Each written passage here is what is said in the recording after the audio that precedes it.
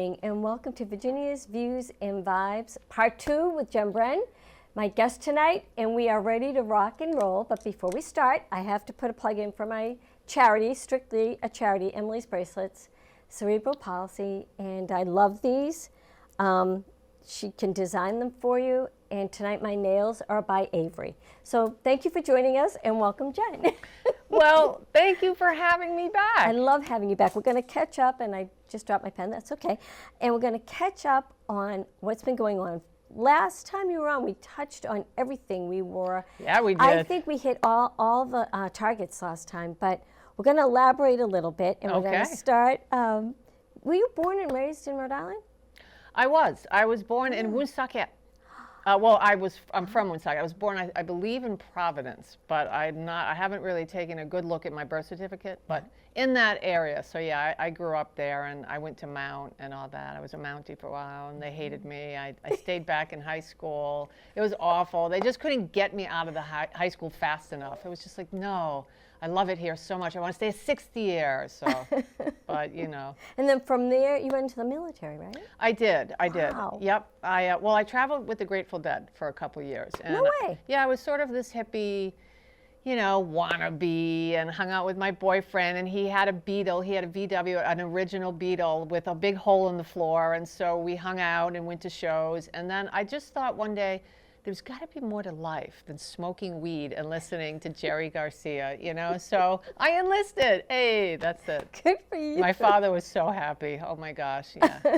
He was really, that was a proud moment. He cried. He actually cried. Are you kidding? Yeah, he really, well, because I think, Ginny, that outside of all the craziness of me, he knew, because at one point I wanted to go to clown college. I really did. I wanted to join a circus. They had that Ringling Brothers. This is all true stuff. This is so weird. I'm going to have to do this. I'm serious. But I had a unicycle. They had the big clown college in Florida. My father said, hell no, no way. And so then I joined the Army, and he cried. Yes, he was very happy. Okay. Yeah, I became a Not cop. ready. Were you really? Isn't that crazy? From clown college to cop. Really? From smoking a lot of marijuana to kind of thinking about clown college, and then I joined the Army and became an MP with the K-9 unit. Yep. Wow.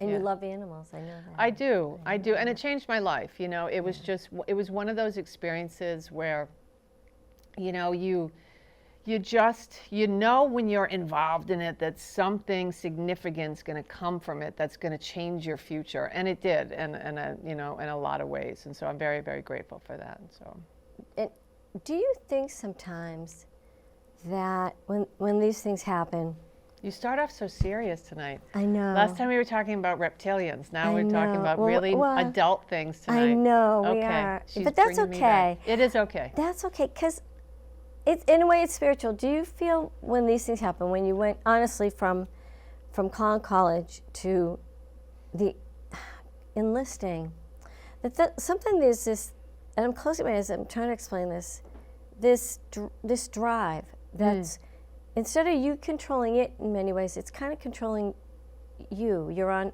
autopilot, and someone is taking over and showing you go this way, and you follow. And I just sometimes feel that way with me.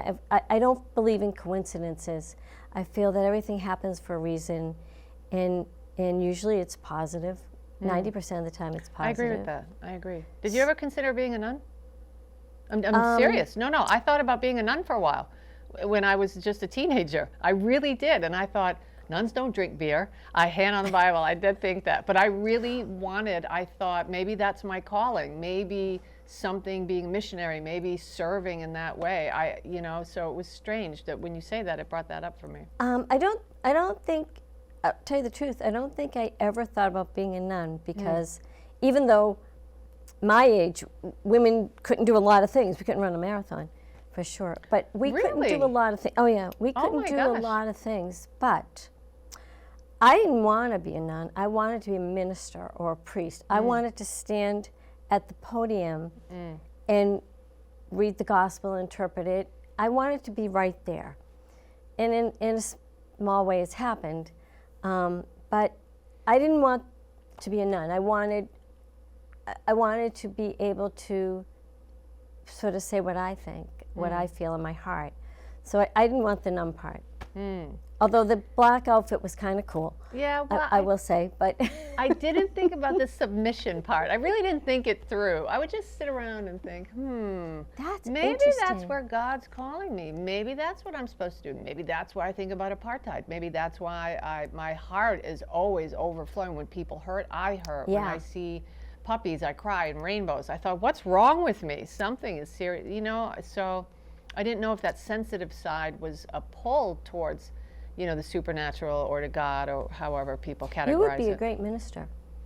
Listen, I almost went to Bible college, but the one that I was at, it didn't feel, it fit. wasn't a good fit. And then life happens. Yeah. You know, Yeah. I mean, it's just so funny. And so Bible college after I got sober is what, you know, so I really thought about doing that, but and then I said, well, God, just show me where you want me to go, show you me. know, honestly. And so this week, right now, it's right here with you. Yep. And I'm so grateful. Part 2. Because in a way, we're two women, in many ways, our age, are very different in age. And We're not that different. in age. we are. No. I think I'm probably closer to your mom's age, Oh, but that's stop. okay. But I think that we're meant to, whatever we're supposed to do, we know in our heart, and in our heart, we know where we're supposed to be. Today, in this time in our life, we know where we're supposed to be. You're that way too. You know exactly where you're supposed to be, and you're ready to ride the wave to where God takes you. Oh, absolutely. So I think that's why we Yeah. continue to do this, and our listeners are saying, and I'm going to say amen, please listen, because we really mean it. Yeah. So let's, although I love talking about that with you, I think that's what brought us together, the Blessed Mother. I need to say that as well. Yeah. It was the Blessed Mother, our faith. My mom asked me tonight, I had spent some time with her before coming here, and she said, what's that Ginny lady like anyway? I said, oh, I love gosh. Ginny. I said, she's a hot ticket, that one. That's right. But she inquired, so. So how did you get into radio? I want to ask you that, because that is, So weird. again, It's so crazy. Okay, so I was in the service, and I wanted to go green to gold. I planned on going to law school, and I thought this would be great. I really wanted to be a career military person, and I tried to get in, and they said 29 is too old for the program. So basically, the military pays for you to go to law school, then you serve in JAG, and you give them X amount of years. And so they said the cutoff was 28 and 8 months or something. So I tried to get a waiver. And they said, no, there's so many people that want to be in the program. We have to, you know, we can't give you any sort of leniency here. And so I said, well, fine, then I'm going to transition out and go to school. So I went to college, and I was just finishing up at URI, and Steve Cass from WPRO was a guest teacher for the semester, and it was called Politics in the Media. So I thought, and I listened to Rush Limbaugh from the time that I was 18. I did. I loved listening to talk radio, and I grew up with him. My father was a politician. Listen, long story long, I was in Steve Cass's class, and I wrote a paper about Hillary Clinton, and it was very New York Postist, you know, kind of story. It was caustic and salacious. And he said, "Why don't you come intern for me?" And I said, "What? What do you do, sir?" At the time, I really didn't know who Steve Cass was. And he said, "I'm a political talk show host." And I said, "Well, then I'm following you." So I went to WPRO, and I started answering Don Soa's telephones. I started there, and then Steve, a couple weeks later, said, "Well, come do that for me." And then one thing led to another. One girl was there. She was a producer. She had a baby.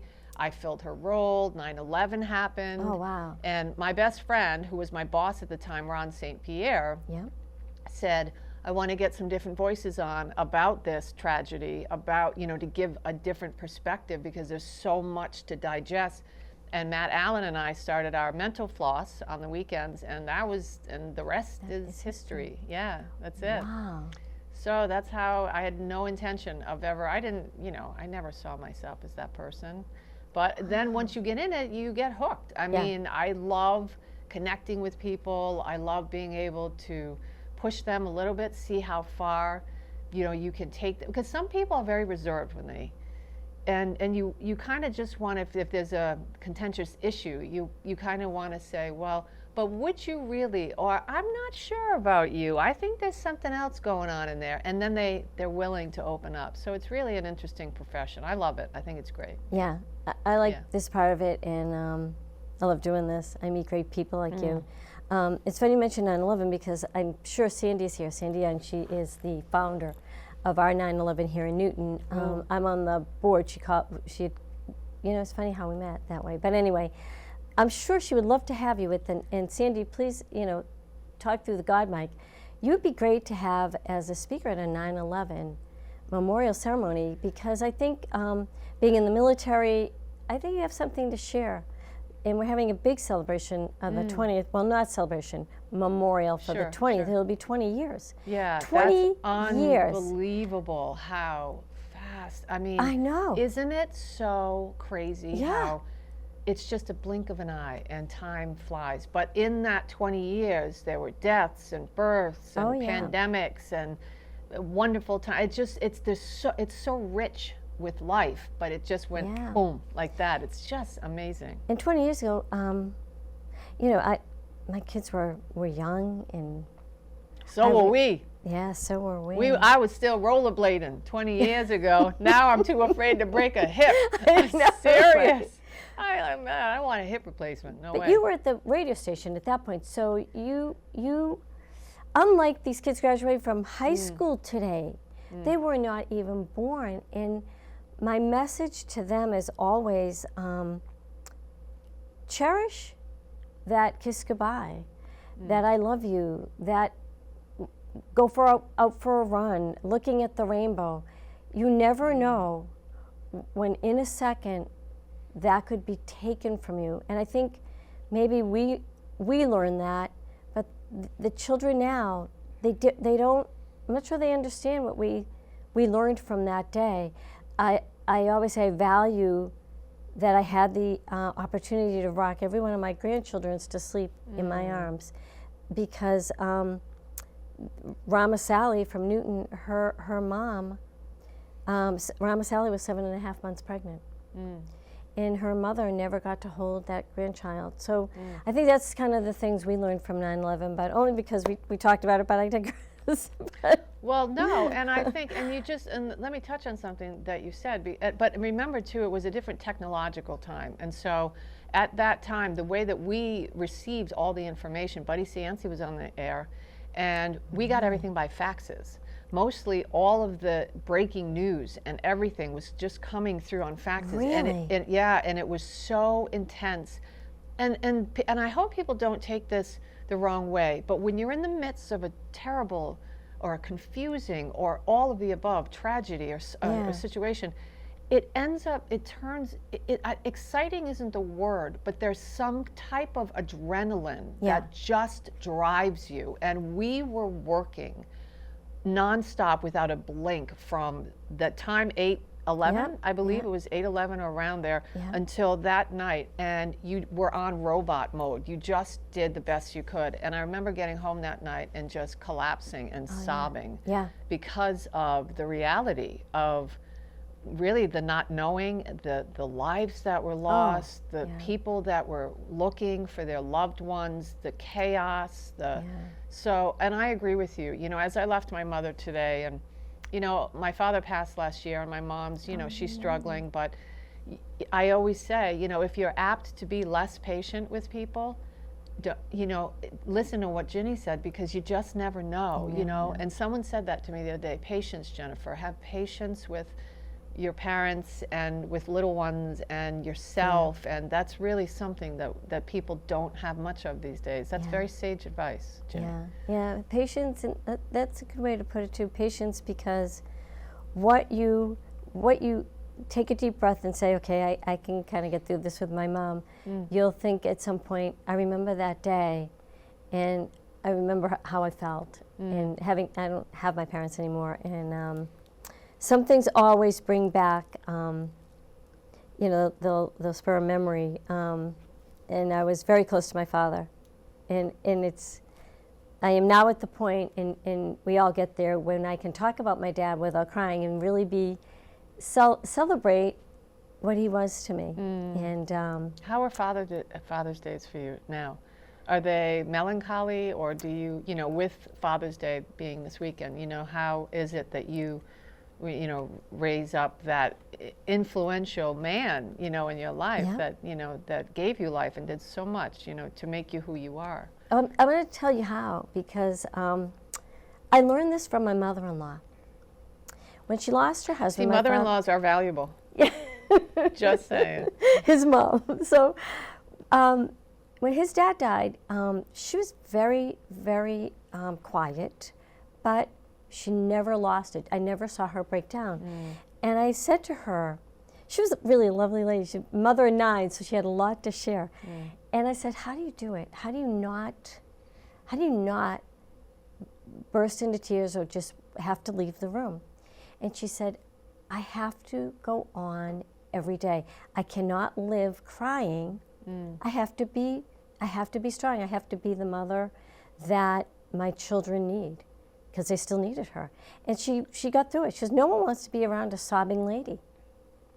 I said, that's right. So how did I get through their birthday, Father's Day? I'll tell you what we do for their anniversary now. We started with George's sister. His youngest sister lives near us, so we said, let's go to dinner on your parents' anniversary. We'll go celebrate their anniversary. So we did that. That's sweet, Jenny. We'll do that with my sister, and we'll cheer to them. They had a great life. They gave us a great life. I credit them with every day, for the craziness and the good times, the bad times. So I'm lucky. We're all lucky. We're here breathing. We're all living. We get to look at the sky. So we live in this country. We live in this country. We live in this wonderfully awesome, flawed, crazy, just imperfect place that we can sit and do this, Jenny. That's right. What a blessing. Absolutely. We can still, it's not 1984 yet. We can still say, let's see what's happening in Arizona. Let's see what's happening in Georgia. We can say that, and today and every day we'll never be arrested for it because we have that freedom. That's right. And for somebody else to say, isn't our president doing a great job? They have that freedom too. So we are very lucky. We are very lucky. I want to change it a little bit because you had a great show that said, how do you know when it's summer? Yes. How do you know it's summer It's summer. Here? What's summer's here. Well, first of all, it's Monday this year. It's the 21st, right? Yes, I believe So how it do is. you know? How do you feel, summer? I'm not a heat person, I have to say. So I am not a summer person. So how do I know? You look out on as soon as the temperature hits 80, you're driving along Veterans Parkway and you just look on the bike path. The things you see, Ginny. I mean, I was telling Ron on a couple podcasts, I saw this guy with these roller skates and this wig and pom-poms and a girl next to him with a thong on. And I said, this is craziness. And do they want this to go viral? I couldn't look away though. I tried not to look. That's when you know it's summer, when it's just like, oh, God, put some clothes on. Oh, we had a Speedo on, so. No way. Yes, hand to God. It was terrible. So, and then when I put the ACs on. So when I have to, because I'm a clean, smelling, I like a breeze. I just hate having to stuff that box in the window, but I love it and I'm grateful for it. Yeah. But I like a nice breeze and, the smells of You got spring some and fall. funky answers with that. Anything you want to share besides mine? Oh, you got some answers from your listeners as to how they know summer's here. Is it peanut butter and jelly sandwiches outside, picnics? I mean. Yard sales. Really? YAD, yard sales. Yard So sales. when you start seeing a lot of yard sales on Saturdays and cars all up and down, what else did they say? They say spring training. Well, it leads into the first radio ball. the ball is games back. on the radio, How do you know it's summer? These people are so funny. When some of the guys were complaining they're forced to barbecues for their wives, and their wives have a honeydew list, and they tell them, boom, boom, boom, boom, at the end, barbecue. So, I like that. Yeah, they're right. So, can I mention the show, by the way? Sure. Yeah, so of course. So it's Ron and Jen's Great Escape. Yes, and yes. It's a podcast. So if you'd like to listen to it, you can find it on YouTube and Spotify and iTunes and Pandora and any Audible and wherever you get your podcast. Yeah, it's awesome. It is. It's fun. Give it a try. It's we're not fun. splitting the atom, but you'll laugh out loud. But we can. You look at today in the news, and you kind of walk away from that a little bit and go into the fun part of life. How do you? What's summer for you? Summer for me is, you know the answer to this. Wait, I think I forgot though. Yes. Okay, I love Oh my God, my this is garage. classic. Yes. And sitting over there, he's shaking his head. I like to keep the garage door, put the garage door up on my side. I don't touch his She side. sent pictures. She's not lying, guys. This is true. And I put down a rug on the garage floor, and I set up 2 chairs and a little round table, and we have pizza and Peroni beer. Adult beverages. Adult beverages. I don't Yes. drink, but he does. Yes. And we eat out there. I'll open a beer just because I like it sitting on the table. I like the way it looks with the pizza. Oh yeah. And so I do. I have a pretty decent rug. She's got a dining room in the garage, guys. I sit in the garage when Yeah, she in a sits in the- thunderstorm. Yeah. I sit out there, and I know it's I summer love when that I do about that. you. I think that's so awesome. I do. I like, who does this? I didn't believe her either. I said, Ginny sent pictures. I'm not buying it. Boop, boop, boop. Here they come. No. Yes. I want to live there. Can I live in your garage? can. I just move right in. Did you appreciate that, Mr. Gardner? Absolutely. Absolutely. Do you like being out there? I like being right next to my beer fridge. That's out there. Atta That's why he boy. likes it. There you go.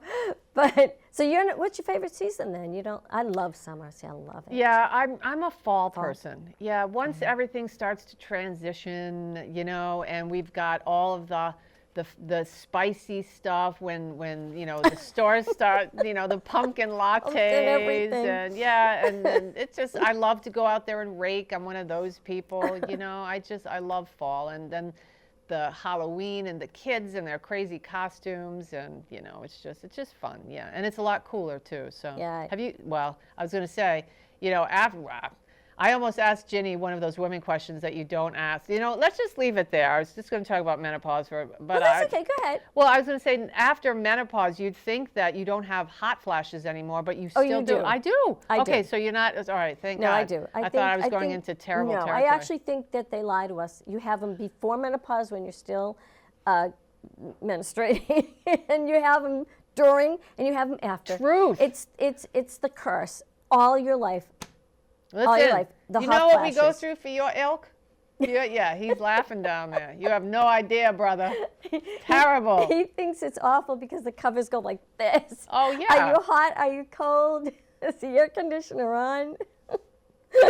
I bet that wasn't on your list, Ginny. No, it wasn't No. actually. I always. But yeah, you know what I always want do to this. ask you, and I hope we have enough time. Yeah. You're how old are you? Do you mind me asking? No, Can you say? I'm 52. I'm going to be 53 in September. So we're about 17 years difference, about-ish, right? Wow, 17, that's 50, crazy. 52. You look No, fabulous. wait, 969. Is that right? Yeah, I'll do you come know up to that? Do you know how 69. good you look? Seriously. Well, thank I'm you. just saying. I didn't realize there was that, I'm that kind of a 68 gap. today. I'm 68 right now. It's not my Today? birthday. I'm Oh. still 68 till I'm 69. So yeah. So I look at the women's movement different than you. When you think about the women's movement, like for me, it was, I kid you not, in high school, when they said you can wear pants to school. We had to wear dresses through winter. I'm confused by this because wasn't Katharine Hepburn, Oh, they breaking showed her down pose. barriers Yes. and wearing slacks and suits and stuff back in the day? So Yeah. how did we come to full circle? Because they still didn't allow it. Oh, women oh, still that was did not taboo. allow it I in thought school. she Yeah. had, been a Madonna of And her on the time. weekends we Not like could. Madonna. But. Yeah, we could on the weekends. But I look back at my parents and my grandparents especially, that came here and they worked. My grandparents worked. Yeah. Did your mom work? Well, there was 7 kids in her family, and so the minute she turned 14, she was out Yeah. and working. Her mom sent all the kids out to help, keep the family together because they were super poor, and so she had to work. She had no choice. Yeah, Wow. yeah. And and back then there wasn't a dishwasher or a dryer. I mean, they had to literally, I don't think my mom got a dryer. Gosh, I think it was about 15 by the time they got dryers. I mean, they didn't have disposable we're spoiled, diapers. Ginny. We are. We yeah. are so, your generation, we are, that's why when people complain or if people say, there was, since you bring up equality, there was a story in the news recently about how the Supreme Court is going to take a look at women having to register for the draft. Is it fair that only men, they're going to weigh on this? Is it that only the young men have to, and I said to Ron the other day, if you want equality, there can't be an asterisk next to it. I know. You have to take all of the good and all of the bad that Yeah. goes with it. So you Yeah. can't say, well, I want equality here, but not there. Right. Equality is equality. That's the way Yeah. I see it. So if you want opportunity, then you got to do the work. You got to suffer a little bit. You got to put your you got to pay your dues, and it's no fun. But Yeah. I think it'd be great for this generation. Send those girls off to boot camp. I agree. They Whip should them into go shape. and do some kind. There has to be. I don't know. I'm thinking my daughter was in the control room, and I remember her at 18, and we would laugh and say, "Oh my God, can you see if she ever was drafted? She Well- breaks a nail, and she can't look at it bleed, and you had to put the Band-Aid on." They'd work that out of her real quick. Couple Sorry, Beck. 100,000 push-ups and sit-ups. You'd get right That over she that. could do. news. She had 2 brothers, Yeah. and she could defend herself. She could do that. And it's 2 minutes. This is clearly a sign that We need part Jen 3. needs a part 3. We need a part 3, We need and a you part will 3. see her again because we will do this. I Because love I have a coming here. list now, 2 pages long, of things that we never got to either show. So I kind of want to touch on your show again. Yeah. How often do you do it? Twice a week, and we 60 minutes? No, it's just a half hour. We Half shortened hour. it. Yeah, did? because Okay, I thought it's so. too long for people. I mean, how long are you gonna hang on? Turning on your radio is easy, but you got to do work to get to a podcast. And you don't so- have commercials? Not yet. Not yet? Okay. Not yet. We don't. But we're working Working on on some it? stuff. Yeah, we're Good. working on some stuff. So. That's fun. Any guests? Do you get guests? Not yet, but we're working on it. I was going to tell Jenny. you, Tickman Dan. Yes, that- Tickman Dan. Tickman Dan. Well, and, we'll have to. Yes, get him. we'll and get him. Yes. Anthony Samarco. I love that guy. I had Yes. him on when I was, and I'm not saying this because when I was on BZ Yeah. in the overnight. Yep. That guy came on. He wrote an incredible Oh, book my about gosh. the history of Howard Johnson's. I was on from midnight until 5 in the morning every day, Monday through Friday. I could have done 3 days with him. Yeah. For 5 straight hours. Every line was lit all night about people wanting to talk about Yeah. Howard Johnson's. Yeah. Who knew? Who knew? I love that guy. He's great. He yeah. is. He's been on this show. He's terrific. I think I want to say 3 or 4 times. Oh, Because he really? has a Christmas in Boston book, a Thanksgiving in Boston book, everything The Baker's Boston book. Chocolate Company, Yes. he's got that Yeah. book. That's an amazing You're right, Howard story. Johnson, and they're saying wrap up. I can't believe this. All right, All right. part So 3 part coming 3. soon. Look for part 3, and thank you for joining us. It's been really fun. We're back in studio. Everyone's together, no mask, and thank you. Woohoo!